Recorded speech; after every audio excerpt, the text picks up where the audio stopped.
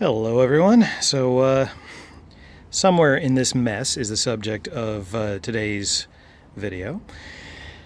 But I want to give a little bit of history really quick. About 5 years or so ago, I got to be a guest judge on a custom sonic screwdriver contest. And one of the other judges was Nicholas Rubbertoe. And Nick and I struck up conversation and so forth about the various contestants. And we actually had very similar tastes in what we thought was a really cool Sonic, and that contest came and went, and Nick and I stayed in touch. And a few years after that, Nick and I actually met in person at the Gallifrey 1 convention, and I had my custom Mark 35 with me, and he was really impressed with the work, he was really impressed with the design, and we've still been in touch. And then after that, Nick reaches out to me and Brian T and Jason A and says, guys, I've got you all, and I've got a few other people, and I've also got probably one of the coolest things ever.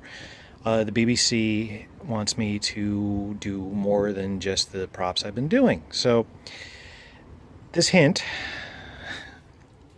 in here, I won't be opening the chest because I've got this really cool box. Nick's 4th Doctor sonic screwdriver replica.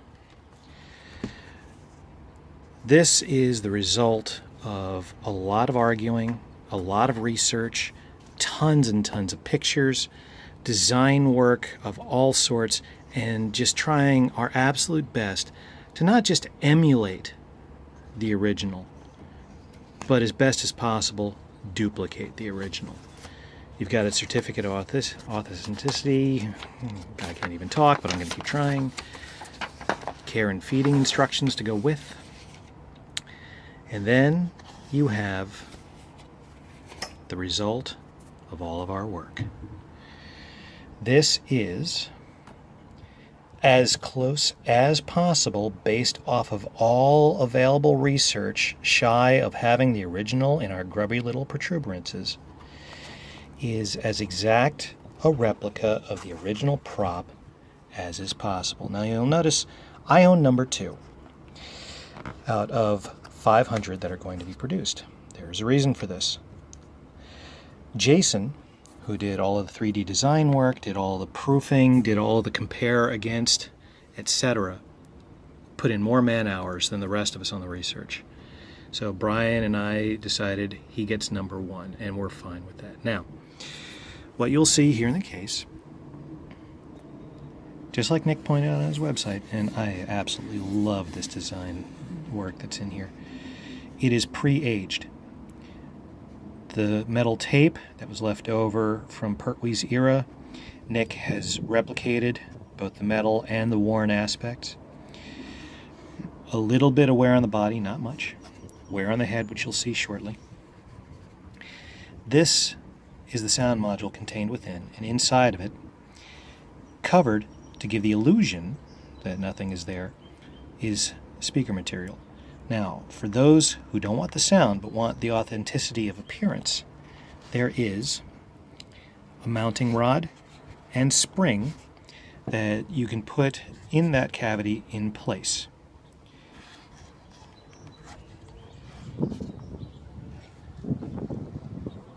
Here we have, as dead on to every screen capture, every piece of information going from first episode to last of this incarnation's appearance, as exact as can be found. Aging on the paint, brass head, the correct sort of pins, placement of the hole, sound system,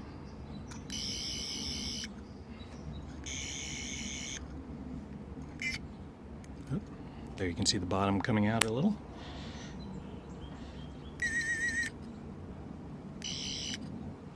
The reason for the bottom coming loose is I was fiddling with it before. I should have checked before the video and didn't have it in completely.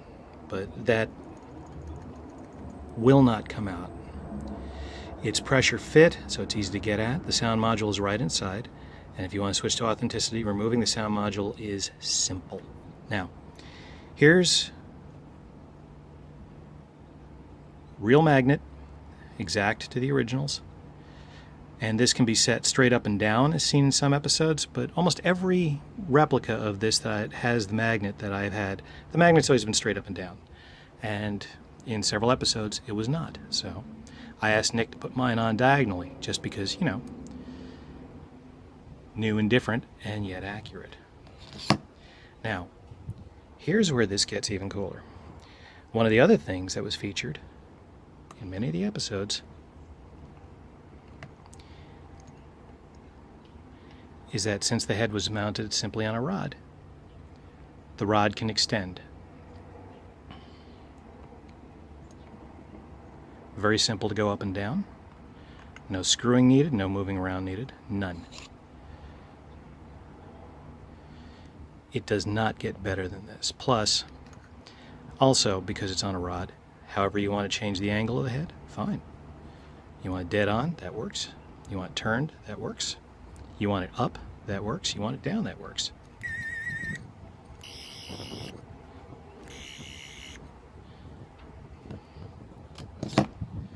There we have it.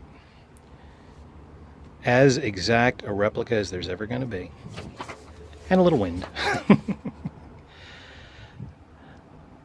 Of the Fourth Doctor's sonic screwdriver. I am so proud how this came out.